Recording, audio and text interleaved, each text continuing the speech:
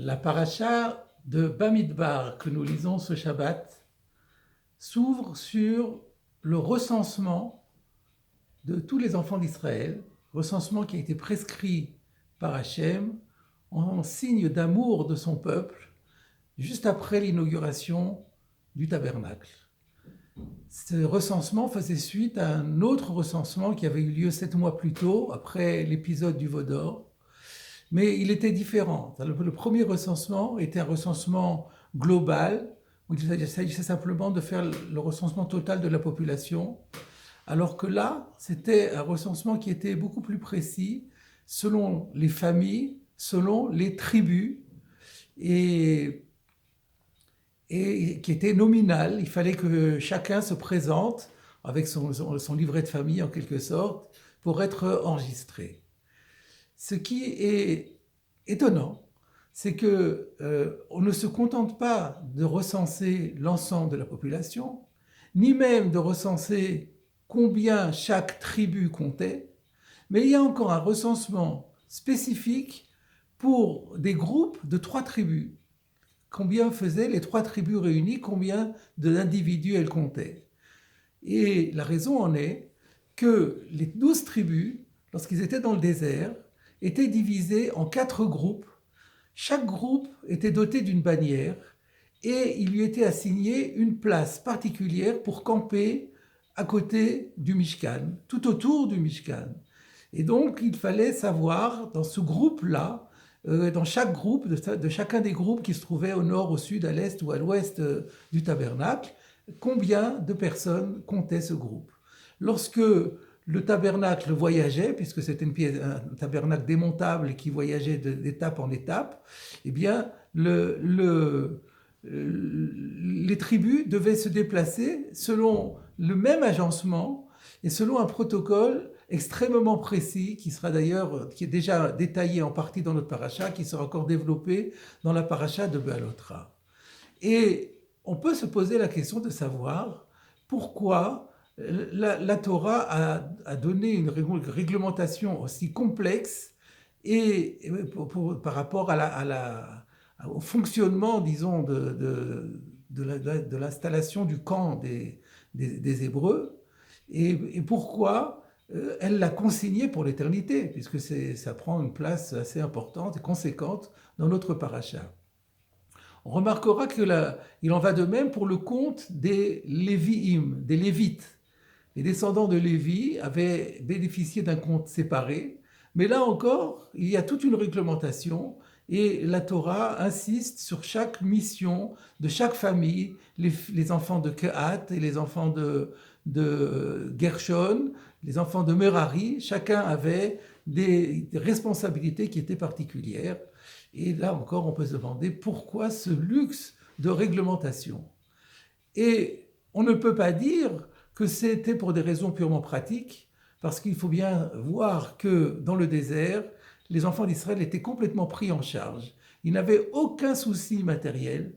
Ils avaient donc toute la disponibilité requise pour s'organiser, aussi bien au moment du campement qu'au moment des voyages.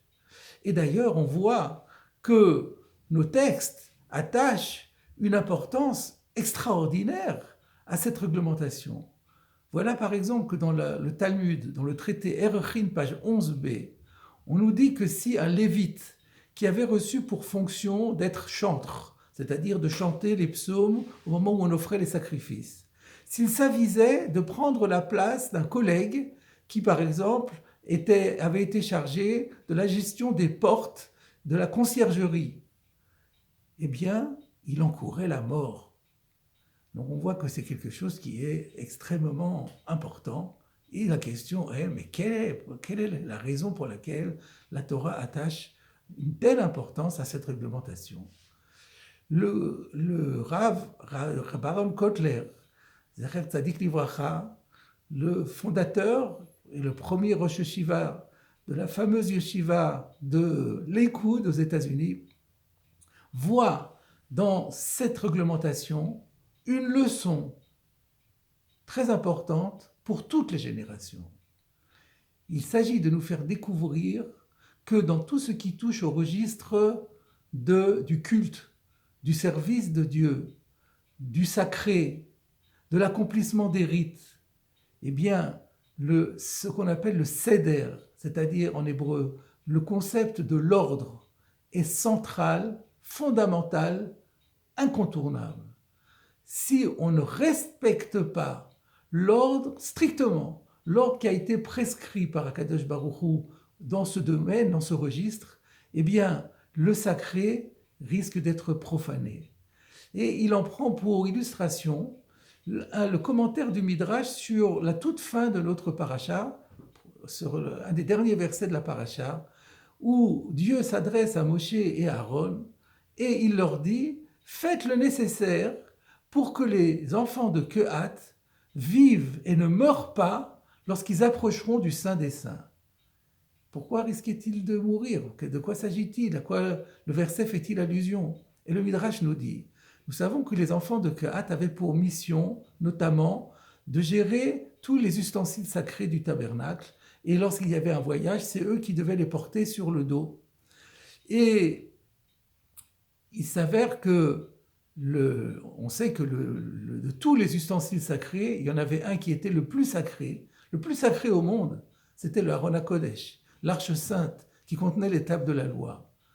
Et les Bnei Kehat étaient tellement désireux de servir Hachem et de montrer leur amour à Hachem qu'ils voulaient tous avoir l'honneur de porter le Aron HaKodesh. Mais tout le monde ne pouvait pas porter le Aron HaKodesh.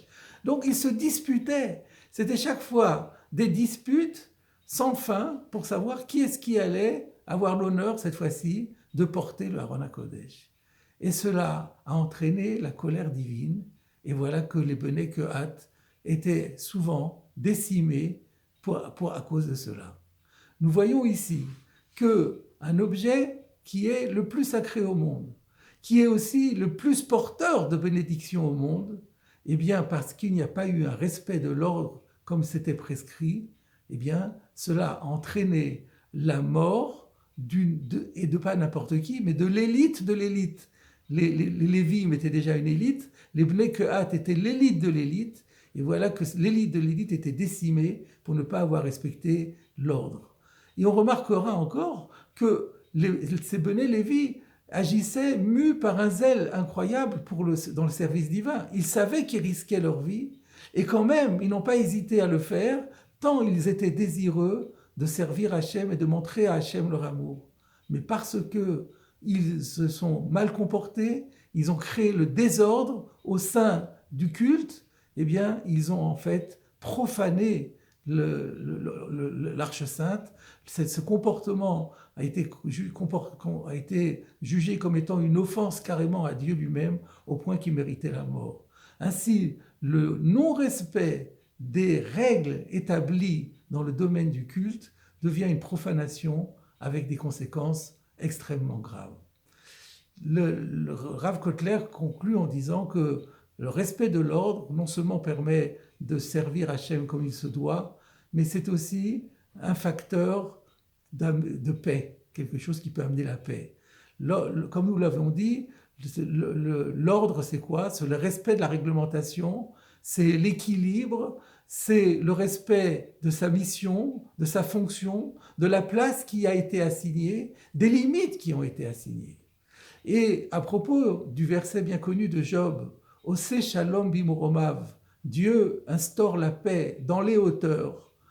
Le Midrash sur la paracha de Nasso que nous lirons Shabbat prochain, pas ce Shabbat, le Shabbat d'après, le Shabbat Nasso, eh bien le Midrash explique qu'est-ce que ça veut dire que Dieu fait la paix dans la hauteur. Ben, il fait la paix par rapport aux anges. Et le Midrash nous dit, l'ange Michaël était tout entier un ange de feu. L'ange Gabriel était tout entier de neige. Et ils étaient l'un à côté de l'autre. Seul l'espace d'un cheveu les séparait. Mais ils ne se touchaient pas. Et le fait qu'ils ne se touchaient pas les a préservés. Et le Midrash appelle cela, ou commente le verset, qui appelle cela la paix. Voilà, mes chers amis, la leçon. L'ordre est quelque chose de fondamental dans le judaïsme, le seder, et il est facteur de paix. Respecter l'ordre permet de gagner la paix.